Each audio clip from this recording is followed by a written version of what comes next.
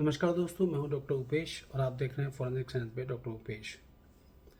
आप सभी ने मुस्कान और साहिल के केस को बहुत गौर से देखा, बहुत सारी वीडियोस देखी होंगी, कई सारे बयान मुस्कान के और साहिल के पुलिस के द्वारा सुने गए होंगे।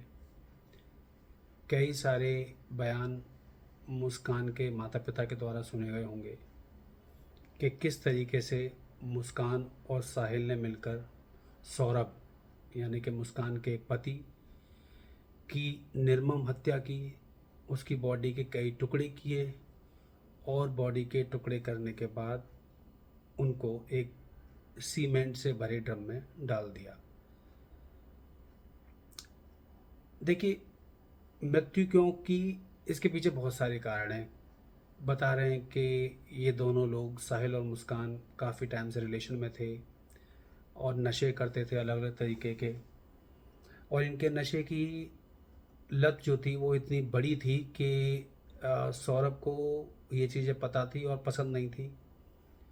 सौरभ लंदन में रहते हुए भी इन पर शक करता था और अपनी पूरी तरीके से शिनाख्त अपने दोस्तों के द्वारा करवाया करता था कि आखिर मुस्कान कहाँ है, कैसे है, और उसको पता था, उसको शक था कि इनका अफेयर चल रहा है।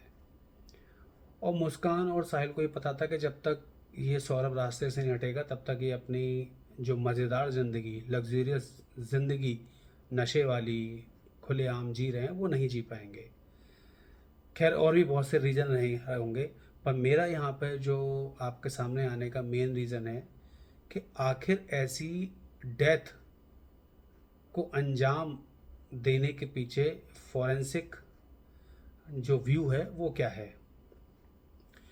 यही मोडस ऑपरेंडाई यानी कि mode of operation, way of crime क्यों चुना गया।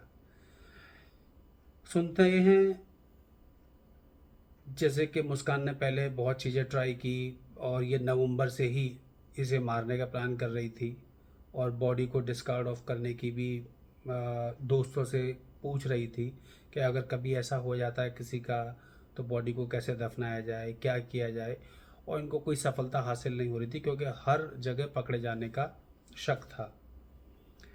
अब सबसे बड़ी बात आती है दोस्तों कि सीमेंट और कंक्रीट में ही क्यों। अब मैं आपको बता देता हूँ वो चीज़ जो आज तक किसी पुलिस वाले ने अभी तक नई बयान में दी है, और अगर कोई पुलिस वाला इस एपिसोड को देखेगा तो उनको इन्वेस्टिगेशन में बहुत सहायता मिलने वाली है। दोस्तों, एक क्राइम सीरीज़ है क्रिमिनल माइंड्स करके, और जब भी कोई ऐसे क्राइम को अंजाम देता है, मैंने पहले भी अपनी किसी वीडियो में कहा है, इसको CSI इफ़ेक्ट बोलते हैं। यानी कि ऐसे प्रोग्राम देखकर सावधान इंडिया, क्राइम पेट्रोल, CID और CSI जो US में चलता है, या और ऐसी सीरीज़ जो पूरी दुनिया भर में चलती हैं, इन सब को देखकर जो हम सीखते हैं, चाहे हम एज ए फॉरेंसिक एक्सपर्ट, चाहे क्रिमिनल जो सीखता है, चाहे लॉयर जो सीखता है, जज जो सीखता है, इसको CSI इफ़ेक्ट बोला जाता है। और मुस्कान बहुत ही शातिर औरत थी, इसने बहुत सारी ऐसी सीरीज़ देखी होंगी, क्योंकि मुझे पता है क्रिमिनल माइंड्स करके जो सीरीज़ है उसमें ये पूरा एपिसोड है जहाँ पर एक बॉडी को सेम कंडीशन में, यानी कि एक बैरल जिसको हम ड्रम बोलते हैं, ड्रम लिया जाता है, बॉडी के टुकड़े किए जाते हैं और सीमेंट और कंक्रीट का घोल ऊपर से उसमें मिला दिया जाता है। अब ऐसा क्यों किया जाता है ये सुन लीजिए, प्लानिंग क्या थी। क्योंकि कंक्रीट का pH बहुत ज़्यादा होता है, बहुत हाई होता है, 14 के अबव होता है, 14 के आसपास होता है, हाईली एल्कलाइन मीडियम आप कह सकते हैं, बहुत pH ज़्यादा होता है, और वो बॉडी के पार्ट्स को जला देता है। पहले क्या होता है कि सबसे पहले तो स्मेल बहुत कम आती है कंक्रीट में और सीमेंट में, क्योंकि बॉडी के पार्ट्स जम जाते हैं।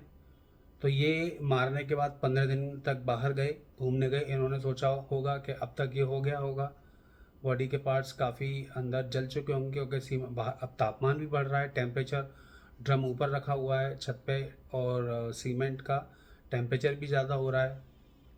तो डेफिनेटली एक तो ये बात रही होगी कि इन्होंने ये सोचा होगा कि अब तक बॉडी डिकम्पोज हो गई होगी, पर बॉडी का दोस्तों डिकम्पोजिशन का अपना एक टाइम है। जितनी जल्दी बॉडी सॉइल में डिकम्पोज होती है, क्योंकि बैक्टीरियोफेज बैक्टीरियाज होते हैं, बॉडी के अंदर के बैक्टीरियाज होते हैं, बहुत जल्दी बॉडी डिकम्पोज होती है। तो दफनाने का प्लान तो इसलिए फेल हो गया दोस्तों कि बॉडी को बाहर ले जाना और कोई लोग देखेंगे और टुकड़े करने पड़ेंगे, बहुत सारी चीज़ें होंगी, फिर दफनाई जगह कुत्ते पहुंच सकते हैं, सूंघ सकते हैं, उखड़ सकती है चीज़ें।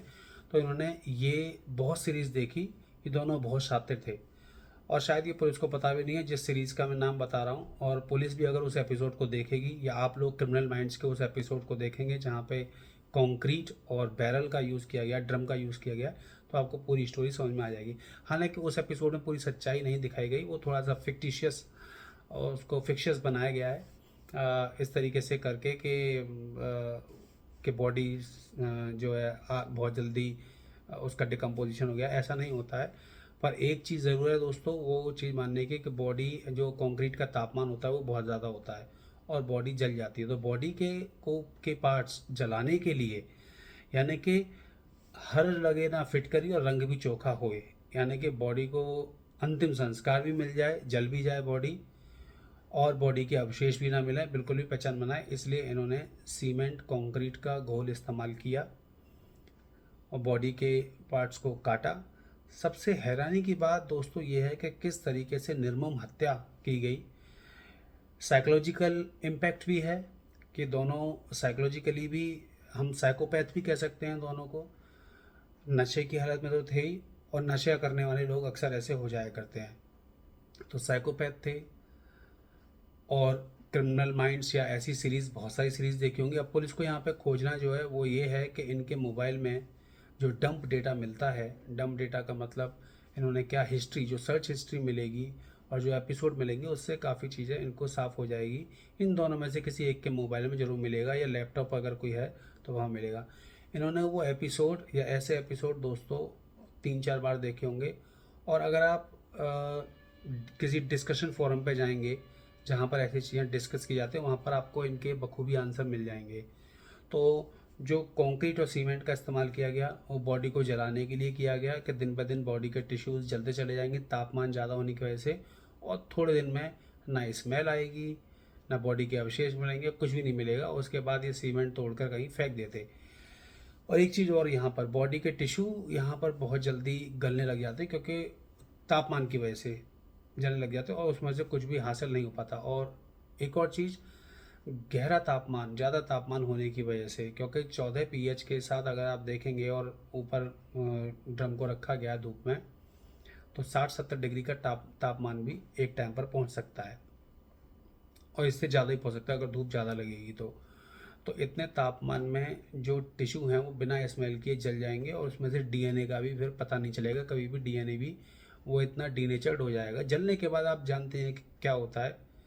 और इन्होंने ये एपिसोड देखकर ये चीज़ें अपनाई। आपका इस बारे में क्या कहना है?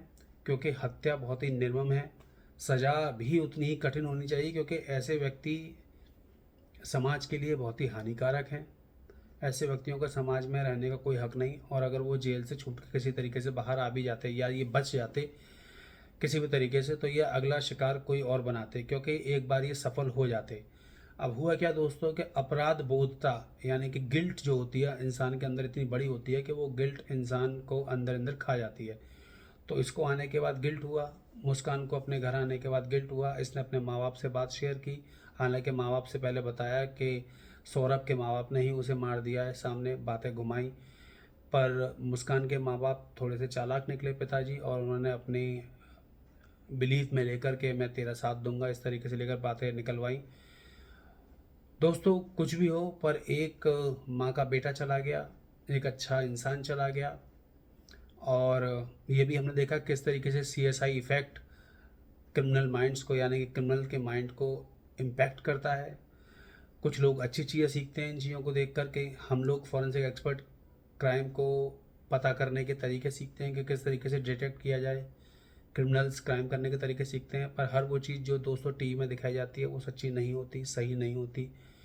तो कभी भी ऐसा कोई कदम ना उठाएं, मैं आपसे यही कहूँगा, क्योंकि पकड़ा जाना निश्चित है। सुशांत सिंह राजपूत और दिशा के केस में अगर पॉलिटिकल इन्फ्लुएंस ना होता या बहुत बड़ी अथॉरिटीज़ का इन्फ्लुएंस ना होता तो ये केस भी अब तक सॉल्व हो जाता। तो ऐसी चीज़ों से बचे रहें, सतर्क रहें और आप भी सीरीज़ देखते रहें। मैं ये नहीं कहूँगा आप सीरीज़ ना देखें, आप क्राइम एपिसोड्स देखें और क्राइम एपिसोड देखकर अच्छी चीज़ें सीखें। ठीक है, क्राइम को डिटेक्ट करने के, प्रिवेंट करने के तरीके सीखें, ना कि क्राइम करने के तरीके। बहुत बहुत धन्यवाद।